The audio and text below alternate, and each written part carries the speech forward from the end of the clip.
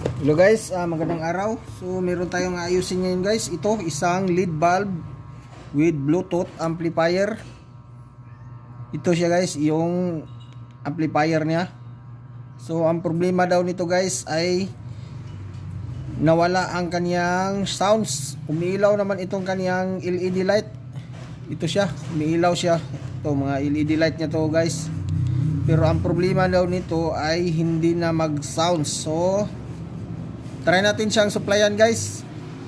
Ang sabi dito 5 volts ang kaniyang supply. So ito may charger ako. Ito 5 volts. So i-supply natin siya dito guys para matry natin kung may sounds ba siya talaga o wala. So i-connect muna natin itong 5 volts guys. Itong white niya, ito yung kaniyang positive. Dito natin ilagay sa positive niya. Ito. So ayan. At saka itong negative, itong black. So ayan, meron na tayong 5 volts na supply. At saka dito ang kanyang amplifier. Audio amplifier ito guys, ito. So andito ang kaniyang outlet ng speaker. So lagyan natin ng speaker guys. Ito yung muna yung speaker ko, speaker ng TV. Kasi hindi pinadala ang speaker nito guys. Ito lang pinadala niya, ito yung board niya. So lagyan natin dito guys ng speaker. Ayan. So ayan, may speaker na tayo. So try natin i-plug in itong kanyang supply na 5 volts. So ayan. So ayan, umilaw. So meron itong remote ito guys. So lagay natin sa Bluetooth guys. Ito may cellphone ako.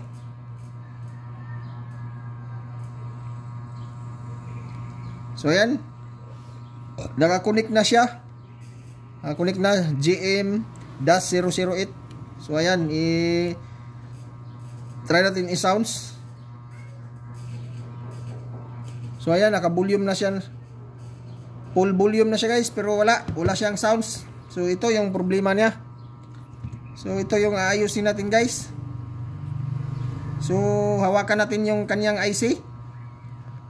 Kung mainit ba. So ayun, grabe ang init guys, hindi na mahawakan. So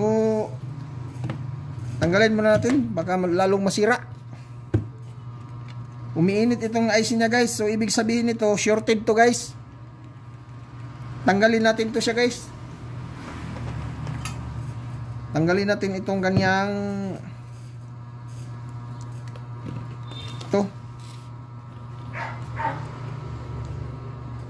itong audio IC niya.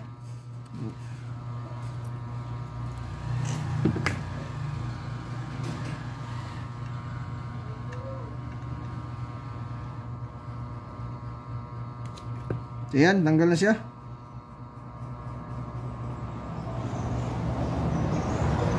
So, ito siya guys. Ito yung IC, audio IC niya, sira. So papalitan natin ito guys. Ito.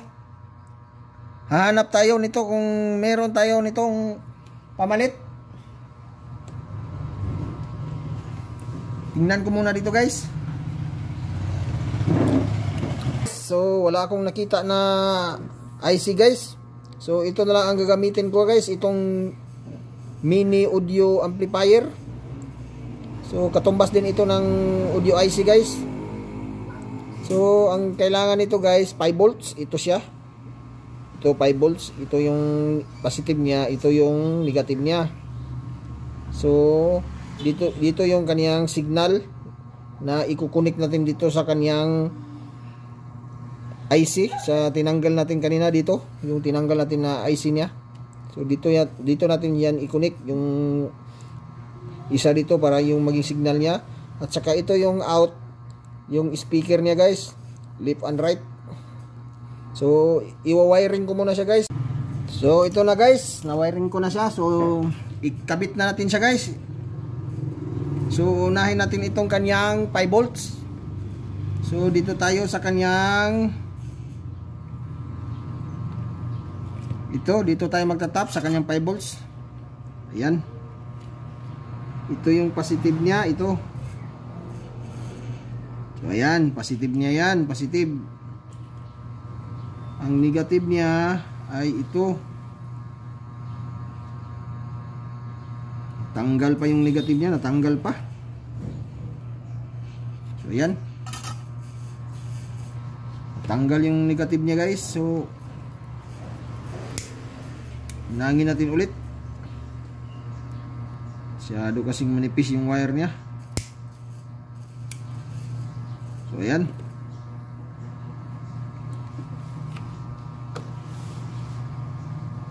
Di makita.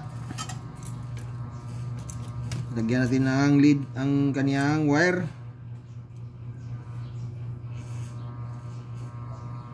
Ayan. Tapos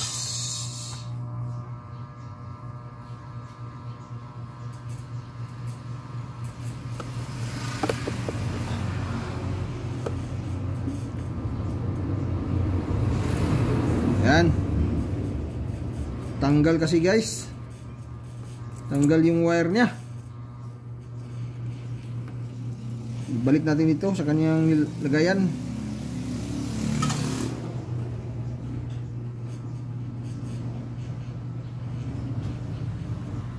Ayan. So ang negative niya at positive, so okay na. Ito yung positive niya, dito nakatap sa may positive ng board. At itong kanyang out guys, isa lang ang nilagay natin. Itong speaker niya, ito. So ito gagamitin ko guys, itong speaker ng TV, ito. So dito natin ilagay sa speaker ng TV niya. Ito yung magiging speaker niya. So kunik ko muna siya guys.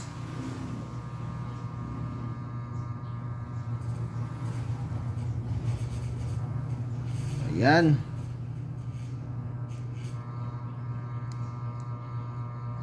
Kunik.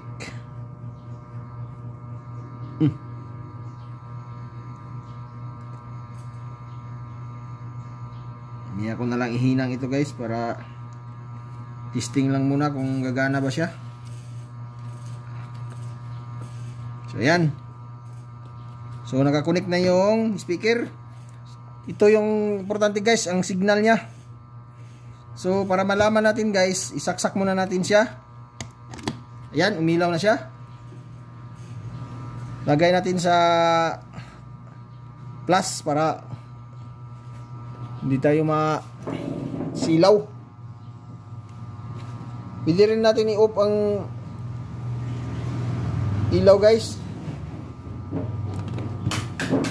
Tapos i-bluetooth natin. May bluetooth ba? Yan, nakakunik siya. So naka-ready na itong bluetooth guys. Ito yung speaker niya. Ayan. So ang pinaka-importante itong signal niya. Ito. Dito natin ilagay sa kanyang tinanggal natin na IC kanina. Hahanapin natin yung signal niya kung saan siya magtutunog.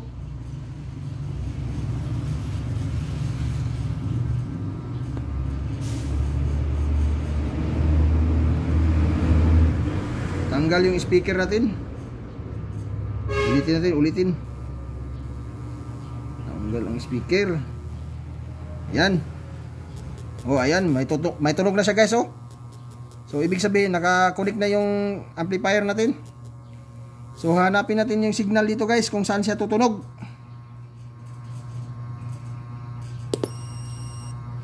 Meron. Ayan. So dito siya guys. Dito sa unang paa, itong paa niya, dito natin itusok natin siya dito. Ayan, meron na siyang sounds.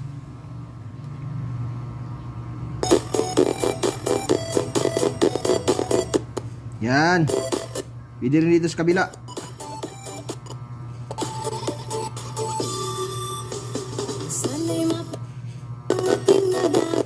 So dito natin ihinang guys sa kabila. Ito kay mas malinaw siya dito.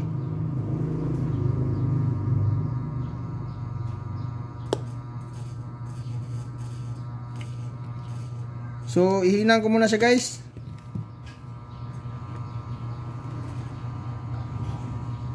Ihinang natin ito sa itong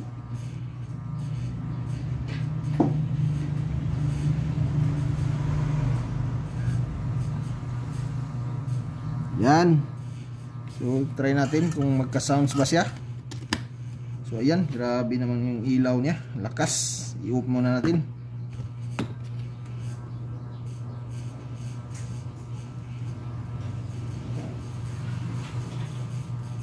So bakit wala? Ayan na.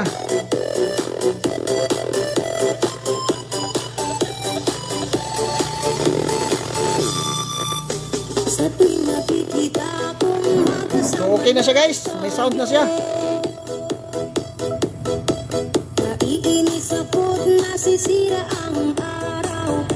Ayan.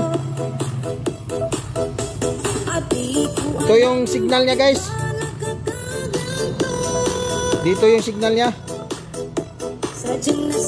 So ito yung sira na IC natin guys. Oh, ito yung sira. Shorted to guys.